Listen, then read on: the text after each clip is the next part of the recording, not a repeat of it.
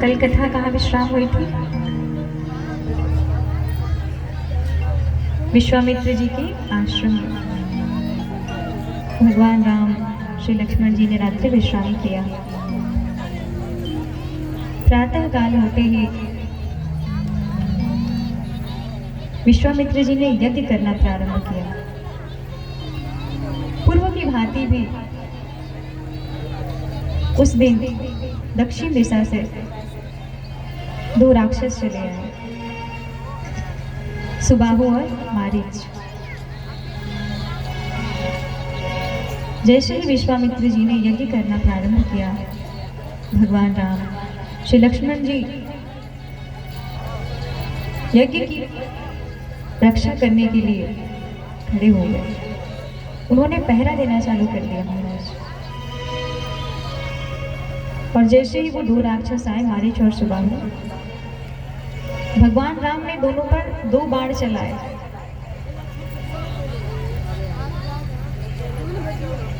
महाराज, सुबाहु पर जो बाण चलाया तो सुबाहु की तो मृत्यु हो गई, लेकिन मारीच की मृत्यु नहीं हुई। क्यों? मारीच पर भगवान ने 20 बार बाण चलाया था। भगवान राम ने सोचा, यदि अभी मैं इसे मृत्यु दंड दे दूंगा तो फिर सोने का हिरण बन के कौन है? इसलिए भगवान राम ने उसे मारा नहीं, उसे बेहोश कर दिया।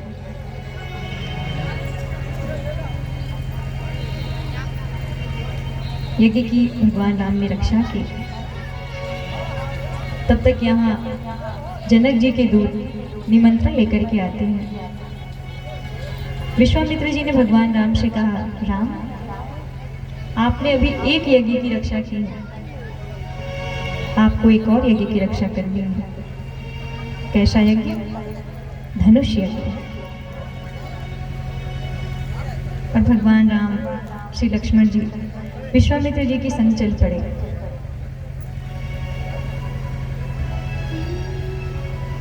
कि धनुष यज्ञ सुनि रघुकुल नाथा, धनुष यज्ञ सुनि रघुकुल नाथा, हर्षि चलियो मुनिवर के साथा, हर्षि चलियो मुनिवर के साथा, आश्रम एक दिखमत माही,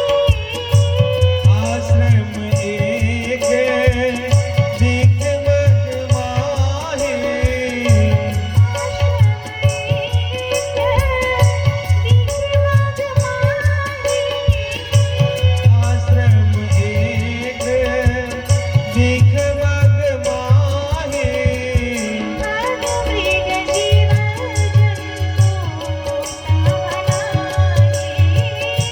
खग मृग जीव जंतु रहनाहि,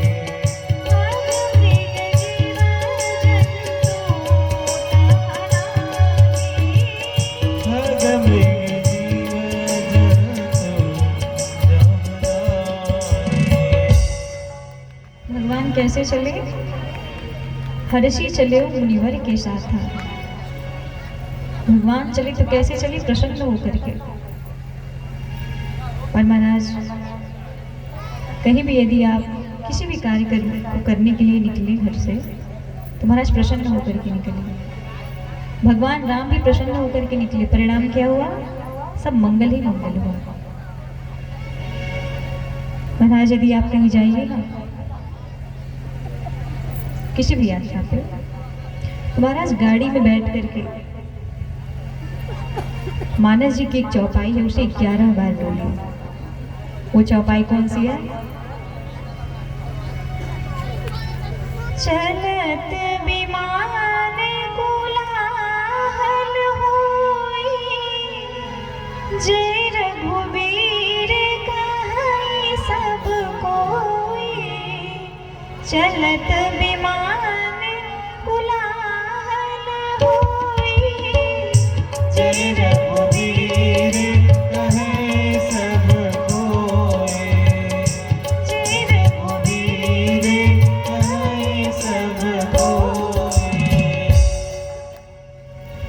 से निकली महाराज, 11 बारिश चौपाई को बोली। हम दावे के साथ कह सकते हैं आपके साथ कभी कोई दुर्घटना हो ही नहीं सकती। भगवान राम पहुंचे। चलते चलते रास्ते में एक आश्रम दिखाई पड़ा। आश्रम ऐसा, महाराज वहां जीव जंतु पशु पक्षी कुछ नहीं था, बिल्कुल खाली था। राम जी ने विश्वामित्र जी से कहा, प्रभु ये आश्रम कैसा है और प्रभु ये शिला कैसी रखी हुई है। यहाँ गोस्वामी जी लिखते हैं कि सकल कथा मुनि कहा विषय की। विश्वामित्र जी ने सारी कथाएं कह डाली। अब कौन सी कथा कही ये तो विश्वामित्र जी ही जाने और राम जी भी जाने। क्यों? क्योंकि महाराज मानस जी में सारी कथाएं मर्यादित हैं। भगवान राम ने पूछा, प्रभु ये शिला कैसी है और ये आश्रम किसका है? विश्वामित्र जी ने कहा, ये आश्रम गौतम ऋषि का और उनकी पत्नी मां अहिल्या का है। गौतम ऋषि के श्राप के कारण मां अहिल्या आज शिला बनी पड़ी है। और नाथ, आपके चरणों की रज चाहती है, आपके चरणों की धूल चाहती है। और भगवान राम ने उस पत्थर पर अपने पैर को स्पर्श नहीं कराया महाराज। यदि स्पर्श कराया होता तो गोस्वामी जी लिखते, राखत पद पावन। किन क्या लिखा? परिषद पद पावन। अपने चरणों को शिला के ऊपर रखा, पवन देव को प्रेरित किया। पवन देव ने अपना वेग बढ़ाया और प्रभु के पैर में जो धूल लगी थी उस शिला पर गिरी। और जैसे उस शिला पर गिरी, अहिल्या देवी प्रकट हो गई। मैया जैसे ही प्रकट हुई, बार बार रघुनाथ जी को प्रणाम करती हैं। कहती है, प्रभु हमने जीवन में ऐसा कोई पुण्य नहीं किया, ऐसा कोई सत्कर्म नहीं किया महाराज, कि जिससे हमें अपने रघुनाथ जी के दर्शन हो सके। दुनिया वाले कहते हैं कि मेरे पति ने मुझे श्राप दिया था। मैं कहती हूँ कि मेरे पति ने मुझे श्राप नहीं दिया, बल्कि आशीर्वाद दिया। यदि वो मुझे शापित नहीं करते तो मुझ अभागन को आपके दर्शन कैसे होते? हे रघुनाथ जी, आप बड़े ही करुणावान हैं, बड़े ही कृपालु हैं। भगवान राम ने कहा, अहिल्या देवी से कहते हैं, देवी आपको क्या वरदान चाहिए? वरदान मांगिए। माँ अहिल्या कहती है, प्रभु जिस प्रकार से एक भौरा फूल के चारों तरफ मंडराता रहता है, उसी प्रकार हमारा ये मन भौरा बन जाए, आपके चरण पुष्प बन जाए और आपके चरणों में जो धूल लगी है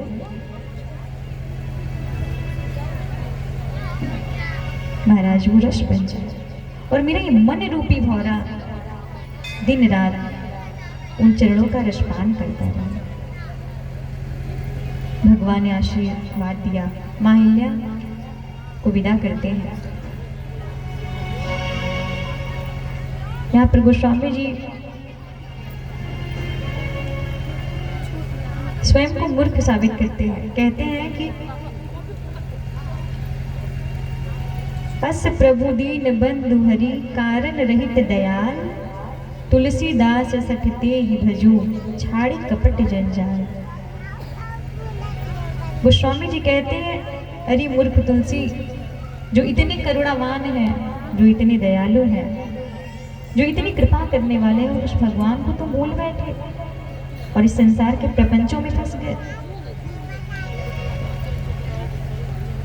और कहते हैं महाराज, इस संसार में यदि सबसे अधिक पीड़ा किसी को होती है तो माँ के गर्भ में पल रहे बच्चे को होती है। हमारे शास्त्र कहते हैं, गर्भवासन समम दुखम न भूतो न भविष्यति। महाराज, इतनी पीड़ा ना भूत में हो सकती है, ना भविष्य में, ना वर्तमान में। एक बच्चा माँ के गर्भ में रहता है ना, तो उसे छोटे छोटे कीड़े काटते रहते हैं महाराज, वो परेशान रहता है। कहता है प्रभु आज बचा लीजिए। मैं संसार में आने के पश्चात इतने पुण्य करूंगा, इतने सत्कर्म करूंगा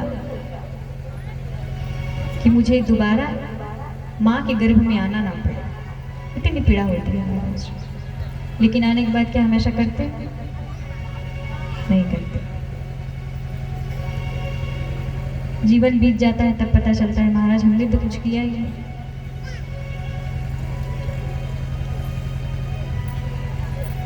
और देखिए जब तक जीवन है तब तक सत्संग भजन कीर्तन कर लीजिए, वरना मरने के बाद जब ऊपर जाएंगे तो भगवान को क्या मुंह दिखाएंगे, हमने क्या किया पूरी जिंदगी। और इस संसार में महाराज कोई अपना नहीं है, अकेले आए हैं अकेले ही जाना है। बड़ा ही प्यारा भजन है।